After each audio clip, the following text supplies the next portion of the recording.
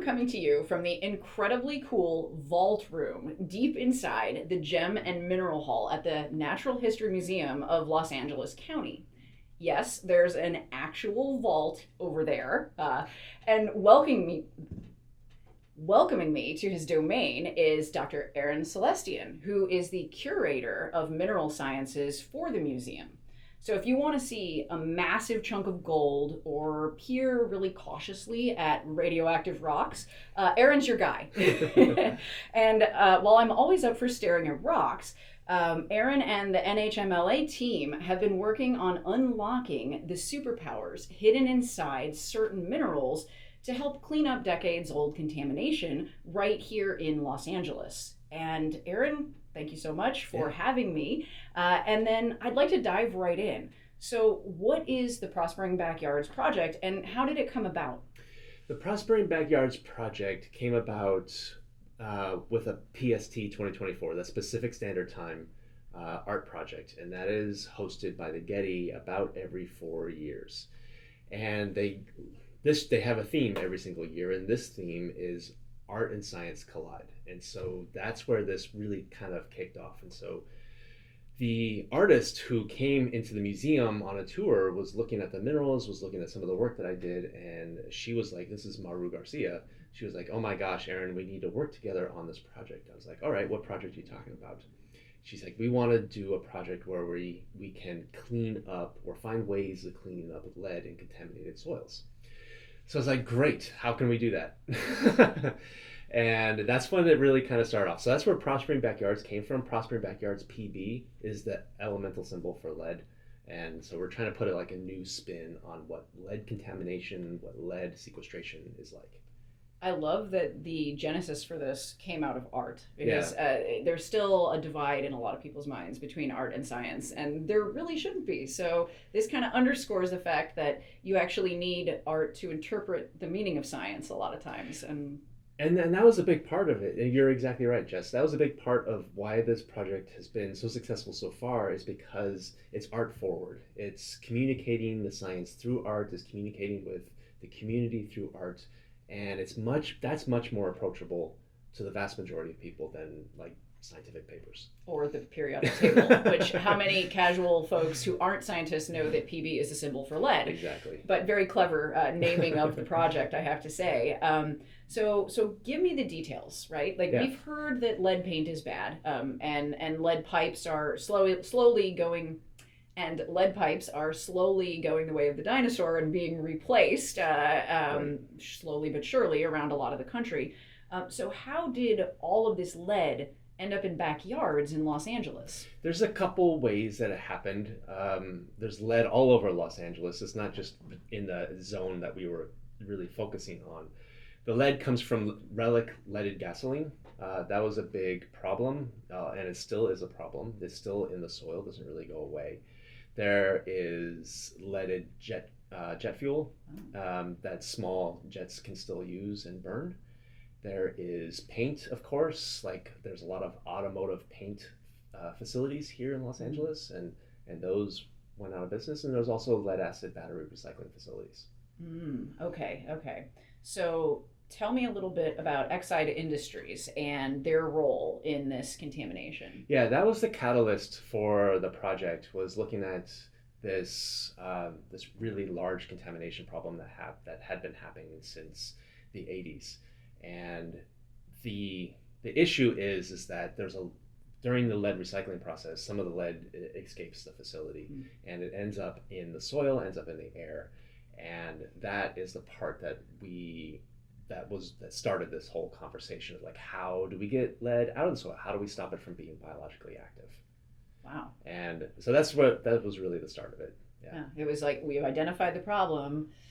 How do we fix it? Exactly. Wow. Yeah. And that's a big one because, I mean, you hear about lead in drinking water, and I think most folks who are, looking for a place to live in LA, they don't have lead in the soil as one of their big things they want to avoid. Exactly. So this definitely goes well beyond Exide. This is an issue that a lot of Americans deal with within this country. Is there's lead all over the place, and there's no safe levels of lead either. So how do we try to mitigate some of the side effects? Okay, yeah. So it's a perfect segue into what I was going to ask you next, which are what are some of the real measurable effects when lead is contaminating the soil or the water? The some of the measurable effects are biological. One of them is that you get a change in biodiversity within the soil itself. So that's part of the project as well. We're not just looking at how to lock up the lead, but we're looking at the biodiversity before treatments and biodiversity after treatments, looking at plant physiology. We have a whole bunch of people on the project that are doing this. So we're looking not only at what happens to the soil itself, but what happens to the things that are living in the soil. And is it getting better? Is it getting worse? Those kinds of things. So that's what it looks like. And in the end, we're hoping that we can just lock up the contaminants and not make them mobile anymore. Right. And so tell us a little bit about what kind of households have been affected by this particular soil contamination that Prospering Backyards is trying to address. So this doesn't seem to have occurred in Beverly Hills. It did not occur in Beverly Hills. That is correct. Okay. This occurred in an industrialized part of Los Angeles where a lot of people of low income tend to reside. And that is an issue of its source. There's this income inequality gaps and the social justice kind of things that go along with that as well. And unfortunately, those are some of the highest levels of lead are in these kinds of neighborhoods. The kind of like the minimum or the maximum EPA limit is about it's in the 100 ppm range, and we were measuring lead almost 10 times that in some of these yards. So, wow, so you're saying like 1,000 parts per million of lead? Easily.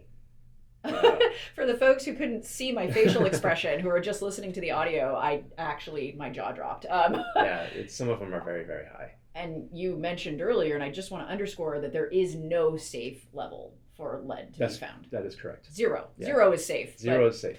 Above that, not safe. Correct. Great, so don't eat lead, which also means that we need to keep it out of our soils and our water supply. So, that's right.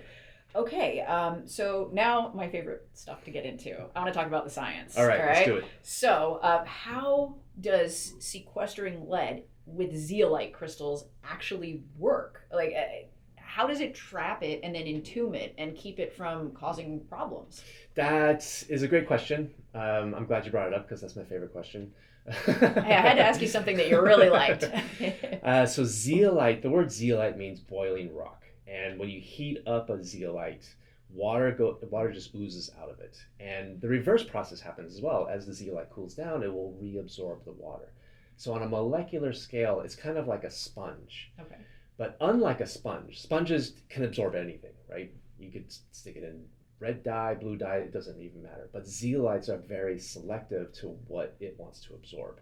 So it won't just select every element to absorb it. It only will absorb the ones that can fit in the pores of the sponge-like material. So this relates to the actual structure of the mineral itself. Exactly. And so we've had to find a zeolite. Now, there's a bunch of different kinds of them. It's like a whole family that is like 65 different minerals belong to the zeolite family. We had to find the right one that would just pick up lead and leave everything else alone, because lead was the only thing that we wanted to treat. We didn't want to absorb calcium and ammonium, things that are helpful for plants and animals. We wanted just to get the toxic stuff out. So we spent about a year trying to find the right zeolite that would work. Okay, and so you've got to correct me on the pronunciation here, but is it clinoptilolite? That's one way to pronounce it. Okay, tell me other ways. There is clinoptilolite. There is clinoptilite. I've never heard a group of scientists come to a consensus of how to actually pronounce it. I think clino, meaning it's monoclinic. That's why I wanted to say it clinoptilolite, but I don't. That's how I pronounce it. Okay. I'll go with that, but it's also like I've learned over the years from working with volcanologists in different parts of the world that I say basalt, they say basalt. So, it's tomato. Yeah. Pyroxene, pyroxene. Yes, exactly. So these are the great linguistic issues that we face in geologic sciences. So how did you know, though, that particular variety of zeolite could actually entomb the lead? Uh, so I kind of, this is from a previous experience. So when I was a graduate student in New York, my project was to try to find ways of absorbing uranium species out of the groundwater because of nuclear waste issues. And it turned out that failed miserably. Like the zeolites won't pick up the uranium, but I kept finding lead being absorbed into the zeolite all the time, and I couldn't figure out why. My uranium source had no lead in it, no measurable lead. The zeolite itself didn't have any lead in it. I was trying to figure out where is this lead coming from. Every time I do the experiment, it just keeps absorbing lead. Huh. And I found out that it was the water supply that I was using was leaded. Oh my God. So it's supposed to be deionized water, which means it has no ions in it whatsoever. But because of the solder that was in the pipes that held it together, there's the solder that was leaching out and bringing lead into the system.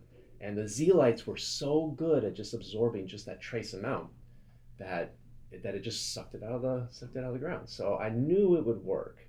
Wow. By accident. It's like, you never know what you might discover when Yeah. you're looking for one thing, you find something else entirely. Yeah. And well, that's pretty fascinating. So, uranium aside, you figured out how to get another really dangerous contaminant out of, well, in that case, water. So you were able to port that same ability that zeolite has onto soils. Right. Okay. And that's how the zeolite works, is that it has to have water. Okay. So that's the only criteria. So you just put it on the ground, and the zeolite won't work until you water it. Okay. So if during the raining season, it's great. There's tons of natural water, and it just does its job completely spontaneously. Okay. And so let's say you have a backyard with, you don't have to give me specific numbers, but like a moderate amount of lead contamination in the soil. How many treatments with zeolite would that require to remove all of the lead, or can it remove all of the lead? Yeah, that was a great question, and we didn't know the answer to that at the beginning of the project. So that was the real kind of the crux of the question, like how much will this zeolite absorb? Will it work in the natural environment or the backyards versus the lab? And how much water, how long does it take? Those are all unknowns at the time. And I guess it depends, because we found out that a lot of the lead in the soil is not bioavailable, meaning that even if we interacted with it, the lead wouldn't come into our system. Okay. A lot of the lead is just locked up in complex chemicals, and it just, even if it gets into your stomach won't process it, and it'll just pass through your kidneys, and that'll be it of it. So approximately about 30% of all the lead that we found in the soil is bioavailable. So if it was 1,000 ppm, that would mean about 300 ppm of it would be bioavailable, which is very high. It's still bad. Still you terrible. Don't want that. So we didn't try to like lowball it. We wanted to highball it. We wanted to put enough zeolite in it to make sure that the soil would work. And we did a treatment. All we did was just spread the zeolite on the ground, water it right away so it percolates into the soil. And then we would stay with the household for a year, and we would monitor it constantly. Wow. Every month we would take soil samples and analyze the soil, look for the zeolite, do bioavailability tests, do DNA, environmental DNA testing and all that. And it works quite well. If there was 300 ppm in it, it would bring it down to about 5 ppm. Whoa. And that happened within the first month. That is dramatic. It's huge. Okay, so this is highly effective, at least from what you guys have been able to produce out in the actual world. Yeah. And so that's pretty exciting. But I want to know if you can give us a picture of what actual like on-site remediation looks like, because obviously this isn't a giant Superfund site. You don't have dump trucks going into people's backyards. Yeah. So how do you remediate someone's backyard? Well, we're not. I don't think we can classify it as a remediation process. Okay. Remediation, I think that's more of like an EPA defined kind of thing, Environmental Protection Agency, right? Where you're taking the soil away and you're doing something with that, bringing in clean soil. We're leaving this in place. That's really less disruptive. Yes, it's much less disruptive, and you can get every single nook and cranny with this powdered mineral. So the mineral itself is a powder, and we just dust it onto the soil and water it. So after we've done our work, it looks no different. That is so funny because it's this very high tech, very clever use of this mineral, and yet the application is like, oh, just make sure it's a powder and spray some water on it and Yeah. wait a month. Wow. But we also found, in the process of doing this, we also found that not all species of the zeolite worked. So this particular species is clinoptilite, and if we get clinoptilite from one mine, it may have too much calcium in it, and it won't absorb the lead. We had to find one that would have only sodium in it, and when it was just in that form, that's when it would work. Otherwise, it wouldn't work. So not even every version of clinoptilite would work, Wow. which is we didn't know that going into the project. Yeah. That is, trial and error. I Yeah. think that's part of science, right? It's an iterative process. And so tell me a little bit about how we find zeolite. How much of it is there? I mean, it sounds like right now people obviously are interested in it as a potential solution here for lead contamination, but is this a rare mineral? Is this easy to find? This is super easy to find. So the mine that I paired up with on this was really interested in the project, and they're the ones that supplied all the zeolite. They are Zeosource, I believe is the name of the company, and they're in the Mojave Desert here in Southern California, and it's plenty available. Like you just take they just take a backhoe, scoop it off the ground. It's really close to the surface of the soil, so there's not much overburden mining issues associated with classic types of mining. Most zeolites are found near the surface, so it makes it easy pickings. That's really encouraging, actually. Yeah, there's a lot of it too. Yeah, and so tell us some of the other places that we may have encountered zeolite without knowing it in our day-to-day lives. Oh my gosh, there's so much uses for zeolite. Zeolite is used in detergents. So if you use a powder detergent, you use a particular kind of zeolite to absorb the calcium out of the water, and that makes the soap work better, makes the detergents work better. They feed zeolites to cattle to kill pathogenic bacteria. They do the same thing for chickens to absorb ammonium out of chicken feces so it doesn't get into the groundwater. Zeolites had been used in the military to clean up wounds as well because they're highly absorbing of water, so that was used for it. And one of probably the biggest money-making uses of zeolites is in catalysis. So the oil companies or oil refineries use zeolites to break apart really crude oil into gasoline, and zeolite is a big part of that process. Okay, so just an all-around generally useful mineral. You're exposed to it even if you don't know it. Sorry, long explanation. Oh no, zeolites lurking in your household, helping you out. Okay, so that's a bit of the technical side of things. Yeah. I want to know how you went about communicating with the residents in these affected areas to actually get them to allow you access to their homes and their yards and their lives, especially for a year at a time. That was tough. So I don't think I could have done that. I think a lot of the residents may be a little wary of scientists because scientists have been in and out of their household for so long that they probably have developed a distrust that scientists don't follow through with particular older projects. So we needed to break down those barriers.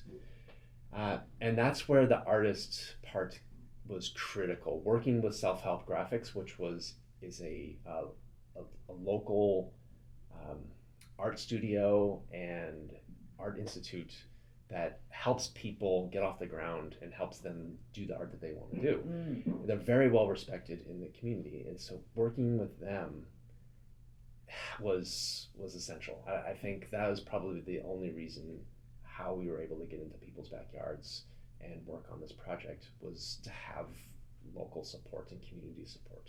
So was Maru Garcia pretty instrumental in that? Maru Garcia, she's the lead on the project, and she was absolutely instrumental. She's the one that came up with all the design of how to communicate science in a way that is accessible, approachable, and enjoying. And I used to live in East Los Angeles, and I went to Cal State Los Angeles for my graduate degree, one of them, and I know those areas are heavily Spanish speaking. Yes.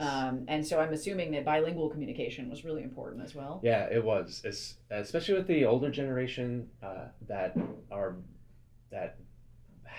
were the ones that were migrating into Los Angeles. Communicating with them was also a really big part because they are well respected in their community, and getting them on board took a lot of communication, a lot of trust. That's I mean, it's how we need to be doing science that actually makes people's lives better. Yeah. You've got to find the ways into the communities and rebuild in some cases that trust. As you're 100% right. We know you have a problem. Someday we'll fix it. That's not good enough anymore. Yeah. And just giving people a bunch of technical information doesn't actually speak to them on a level that is accessible. Yeah. So we had a lot of workshops where we would have them get to know soil a little bit better, get to know minerals a little bit better. We brought the community into the lab, and we had workshops here at the museum. They were also a part of the experiments as well, so they get firsthand knowledge of like how their soil is being treated and what we're doing with it. Did you get any or a lot of pushback from folks in those areas? Were there some people who were just 100% resistant, like, no, I won't let you do this? I don't think there was that. I think it was the opposite. I think we had so many people that were interested in being a part of the project, because of how we rolled it out. It wasn't just like, here we want to do this and you want to be a part. It was a slow burn of how to get people interested in it. We had too many people to sign up for it, and we ended up just settling on 15 households, and mostly that was because of the workload that I couldn't handle more than that. Oh. Processing that many samples was tough.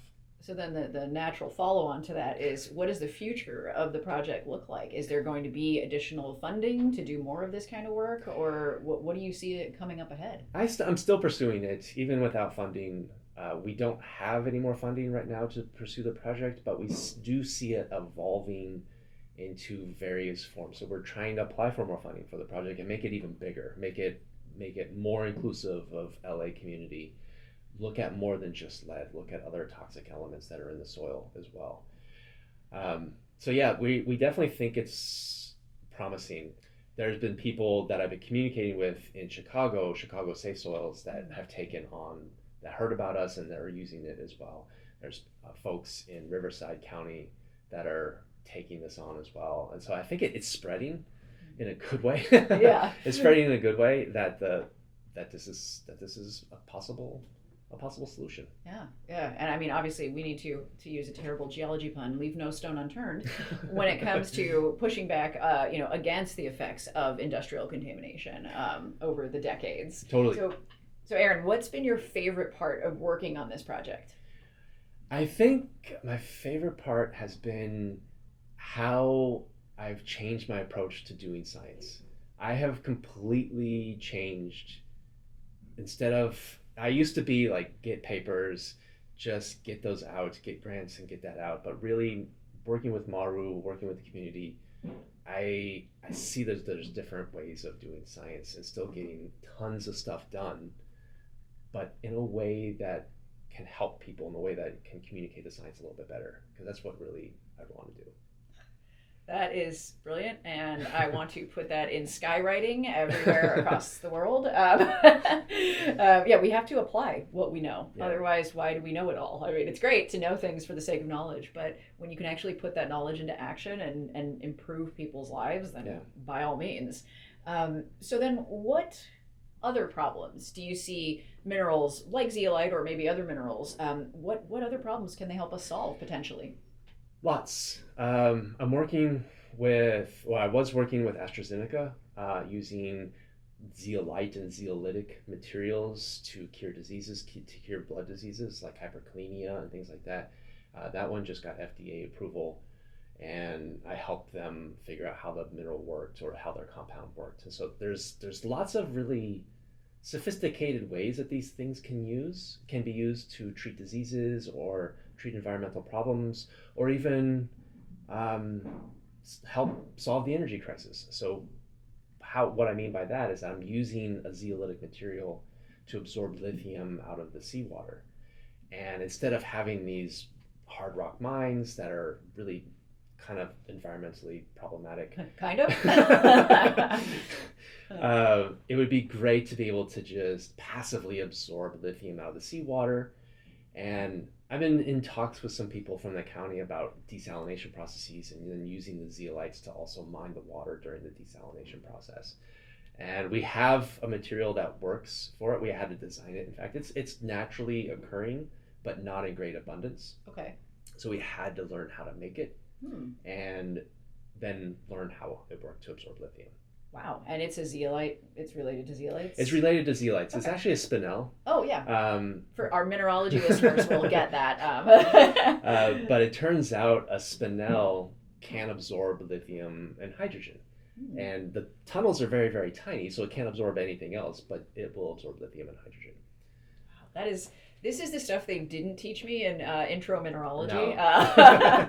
But this is absolutely fascinating. And I mean, the applied side of it is the part that really gets me. And the fact that you are taking this from people's backyards, just down the road from here where we're talking in central LA, to the oceans, and then, and potentially into treating people's health issues. Yeah. It's this is pretty cutting edge stuff. Thank you. Yeah, Aaron, this is awesome. I mean, huge congratulations to you and the whole team with Prosperous Backyards, because this is one of the most exciting things I've heard about in terms of taking pure science and turning it into action. So super cool to talk to you about this. And I do have a last question that I ask all of my guests on This Is Science, and it's a two-parter.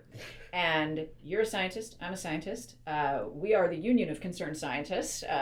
So, Aaron, why are you concerned? I am concerned about the environment, and I'm concerned that I'm not doing enough to try to help it. And that's why I came to the museum, was so that I could have an opportunity to interact with the community in a much more meaningful way than I could when I was a professor. That's why I'm concerned. The environment needs help, and this is one way to do it. And because I don't want to end on a downer, we like to have a little optimism. So what are you doing about that concern? I mean, you've told us some of it, but give us more. That's my whole area of research focus now, is finding ways to fix the problems that humans have affected our planet. So it could be increasing diseases like climate change. It could be soil diseases like lead contamination, chromium contamination, just whatever it takes. I think that's what I'm going for. And if papers come out of it, then so be it. But really, at the end of the day, if it can't be used to help a problem, then I'm not interested. That was excellent. All right. So thank you so much for You're going to make me cry. No. And I've actually had people cry when I ask them those questions, so you would not be the first. Right. But no, what you're saying is it's not publish or perish, which in academia, that's what we hear. It's more like put your research to work, or people will perish. Yeah. So yeah, action. Yes. So maybe I'm going to just start calling you Action Man Aaron. But thank you so much for being on the show and for making us welcome here in this awesome space. And I can't wait to see what else comes out of your work. Great. It's been great having you here, Jess. Thanks.